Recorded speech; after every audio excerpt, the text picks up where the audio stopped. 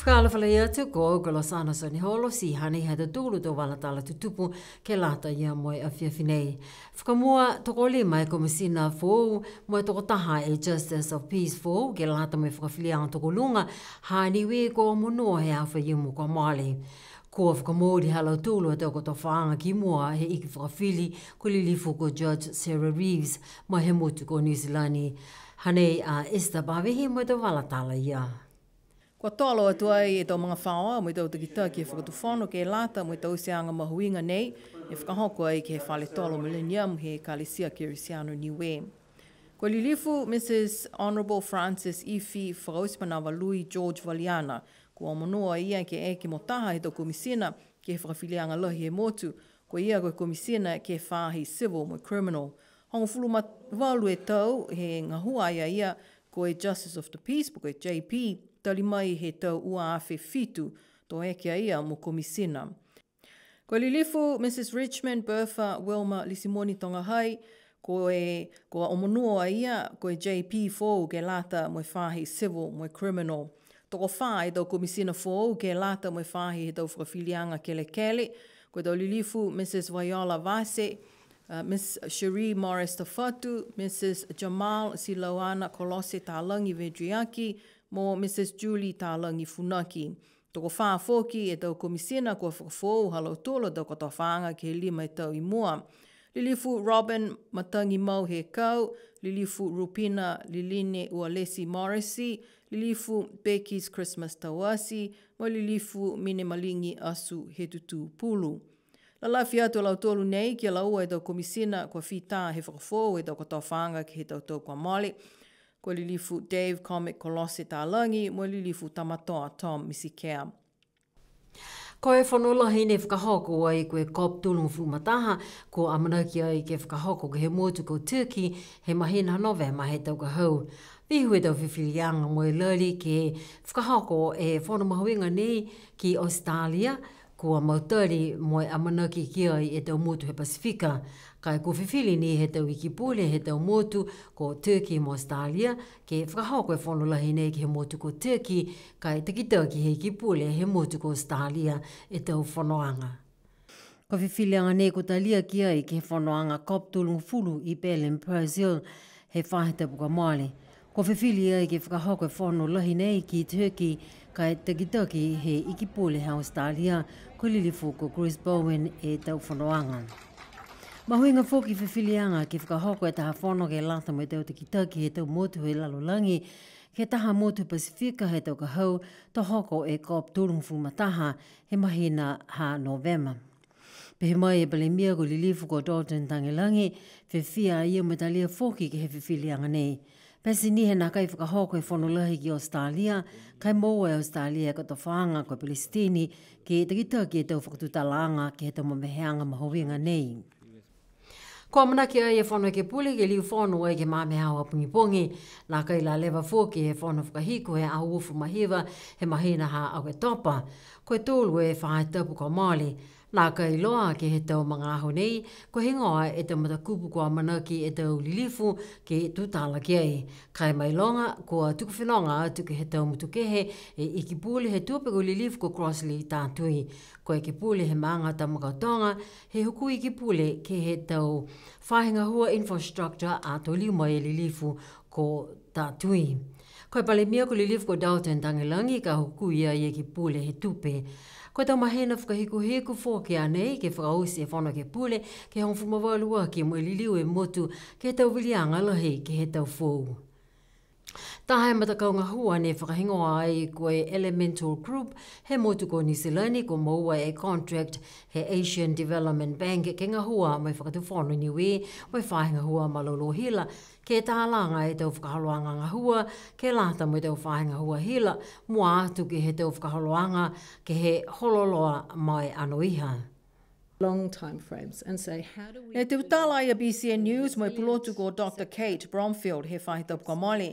Koe hāna ngā hua ke tause e tau whakaholoanga ke lata mo tau whanau whakaako mo ngā hua fōu ke whahinga hua hila. Koe whakaholoanga internship nei ke lata mo toko lima e tau whanau niwe kua kautū mo moa e tau whakamailanga mai he tau aonga pulotu mo amanaki ke kamata ngā hua. Ko tau whakaholoanga nei kau whakataha mai aonga Pulotu University of Auckland. Koe whakamua nei ke kumi atu ai ke tau whanau niwe ni ka manako ke tohi oli atu ke tau whakaholoanga internship nei. Tō ngā hua ai ke he ua mahina mo e whāhinga hua malolohila he motu, mo e watu ke he motu ko New Zealandi ke he aonga Pulotu University of Auckland he mahina whipuali he tau ka hau ke he ua e whahitapu. Koe tau whakaholoanga ngā hua ke lata mo e whāhinga hua malolohila he motu, koe matapatu ngā hua ke ono ke he tau taulanga i mua. Ke tukutuku hifo e whakaongaanga he tau lolo ela ke tāwilia ki e malolohila, kai ngā hua ke whakaonga e malolohila ke tāwili e malolohila he motu. Koe tau whakaholoanga ke whakaako e tau tangata ngā hua ke he tau loto matala kua lata ai, ke he tau teke nolo fōu mo e whia ki he tau tangata ngā hua ke takitaki, mo ngā hua ke whahinga hua hila he motu he tau tau i mua. Taha fōki e whakakoanga ke lata mo i tau tangata heri puaka wao, ne kua whakahoko i he whahita puka moali. Ko e Pulotu hele puaka mo he motu ko New Zealandi, ko Glenn Osborne, ko liu mo ia ke whakako, mo ngā hua mo i ofisa he whahinga hua takatakai motu ko ia ko haka tonga tūle. Ta mai fuke ia tōlu e kuri i tuturi puaka mai he motu ko New Zealandi. Nā kai fōu e tau whakahaloanga nei ke he motu. Koe tau ua awhi me hongo fuma ono ne ka mātai e tau whakahaloanga nei, ke tukutuku hifo e tau numela he tau puaka wao, ne kai me momo e tau maala mo he tau palau he tau mga whawa he motu. Mai ke ai ke tu tala mo haka tonga tūle ke he tau whakahaloanga he mga aho nei. Koe hamo tōru a whakakoanga ne tau sei he tau pamori. Koe lari ni ke whakakoanga ke he hato tōru o tau tangata tuturi puaka. E tau puhala ke e veki e tau kuri. Pia whuki ni whalu he tau puhala ke mai ke tau tōru ke tā mase po ke whaonga e tau kuri ke tau tūria ke tau puaka he tau tōru mutunga nene mai langa e tau tōru.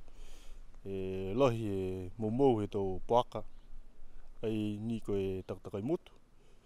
Kai pia whuki me he tau tōru a tau kai ne kua tō e tau tōru a tau tōru a tau pala. Hama tōru a nonoanga ke no mela puaka wau he tau tōru a motu. Kua tō hifa whakatasi.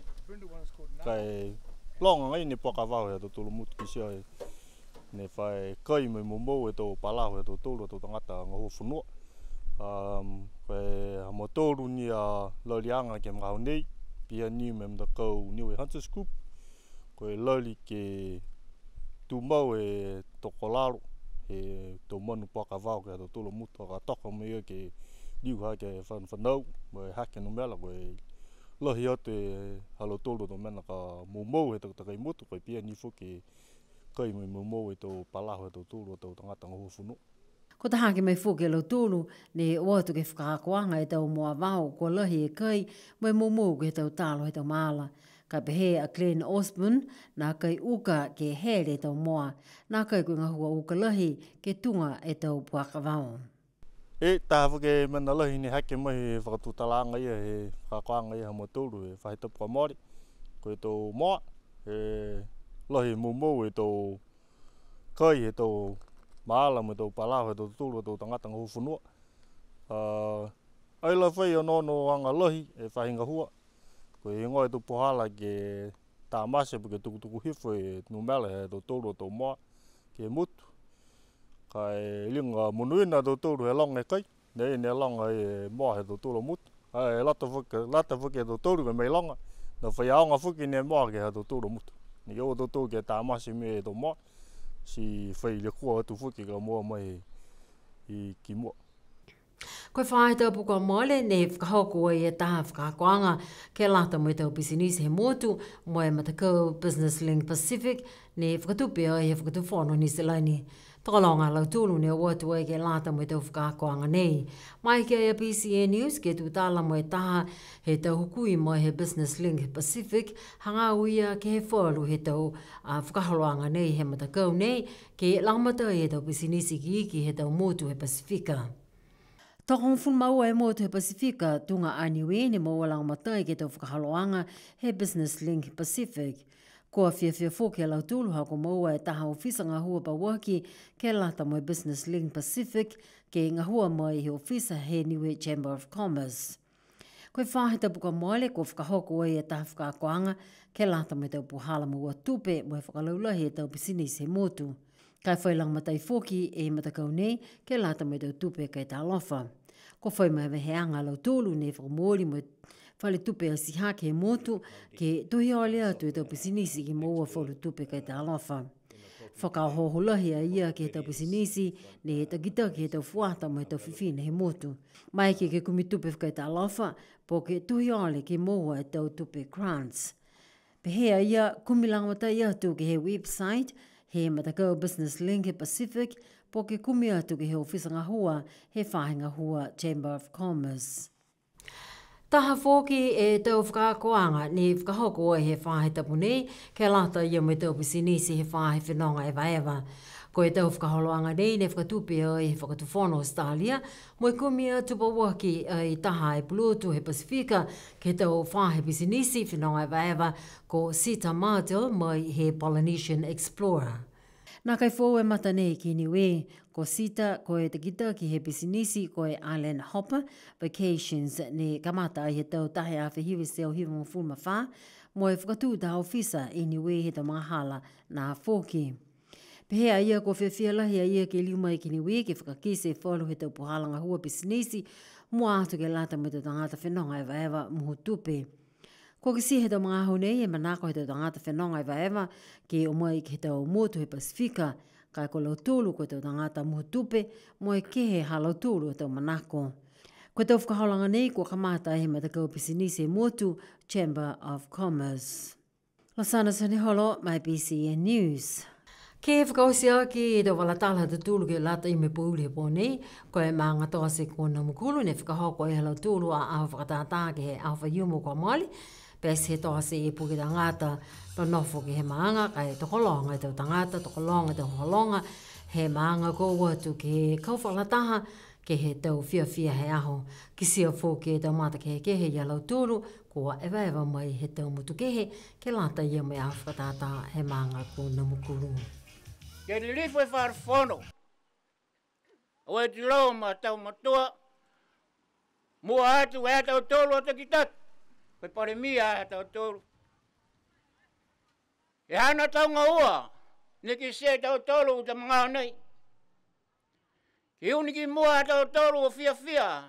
Moi manuina e ta hao ma ta hao. Niki se e tau tolu o tau sotei tau maanga tau ta. Fia fia tau tangatos. Lai tau tupu ni maua ne fuaki e fia fia ai e tau tangata. Ke a tau tolu a motu nei. O atu a lau tolu ki fafu. Ke kumi tau puhala ke mau ai tau koroa. Ke fia fia ai a koe mau. Mo tau toros. Ai ni ki se tau tolu tau au nei. Ke rilifu whaarwhono sa ania darangi. Ke au makau lang matai ke maanga. Pia fōke whaarwhono, tau tupe ronga, walang matai aki, a tau tōra maanga. Pese ni ka, aira katoa toa ka tau tōro whaitai. Ke lata mai a tau tōro o tau maanga, takita, ke lang matai aki. A lau tōro i o atu ki tawhia. Kumi hanga ika, ke lata mai a lau tōro o tau maanga whaua. Pese ni e hau e ika si liu. Ka tau toru ni ke rali ke whangai whakalai. Na tāne hao ke mau ai. Ua toru. Kai whakaua ki mua e tua o mau e tau toru. E tau kai e lata ma tau toru e tau mga nei. Oia, komoto whakae me hangala ke lunga. Koe mata pia pia, koe tau a mana ki a. E whelele ai mopo.